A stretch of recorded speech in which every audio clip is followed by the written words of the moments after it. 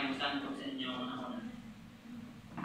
Siguro na mapangunan ka sa katao sa iyang likod nga baruganan. Kaha, mapangunan ka na sa kini kapag pilit kung sa kadesisyon sa katao na yung ikabuhan na para niya maumayo.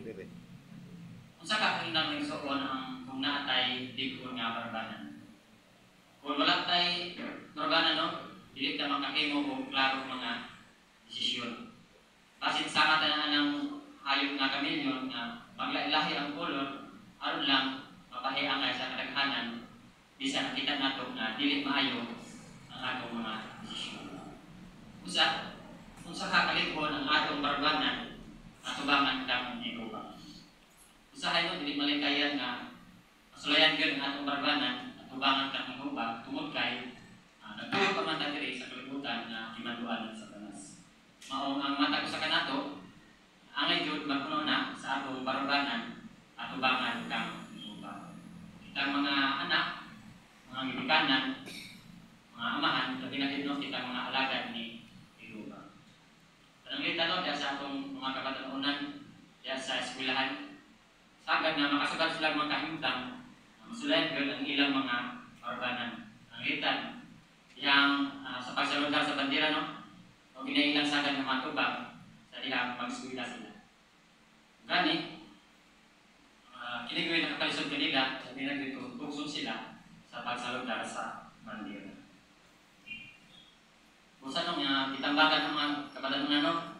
Estudyante nga, diligid saludar sa bandera. Kaya nga naman, tungkol kaya ang unang rason ay ang pagsaludar sa bandera, nagpakita nga usa ka na ka-idolatriyang buhat. Gani ang Biblia nag-ingon diri nga kalagyo diha sa idolatria. Usa sa matag sa mga larawan na dunay kamot o lawas ato makita na nagpakita nga usa na siya ka-idolatriyang buhat. O ato na siyang ano.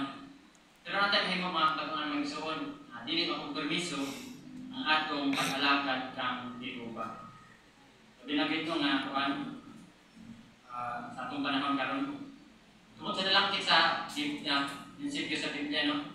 Ang usa ka dedikadong Kristiyano nga batanon, makabarog lang na hilom, no? Sa dihang ilang sugdan ang seremonya sa ilang bandera. Pero ako ba ingon nga kung nabarog ka diha, samtang ilang diyan nahimo ang pagsawlog sa seremonyas sa bandera, kung ba ingon nga sama daw nga natigbahin ta, yan sama ba may gusto natigbahin ta na sa kayan ito ba? Dili no, good kay, ingon din na ang pagbarog ng hilom, samtang ang uban na saludo, kita nagpakita lang na usa kita ka matinahuron nga di paminaw. Usanod sa palandaan sa mga katanunan, asulay natin ang ilang baruganan at ubangan ng iguba. Kan kumusta ko ang atong atong kamustura o mga sininaan. Kini ba nagpakita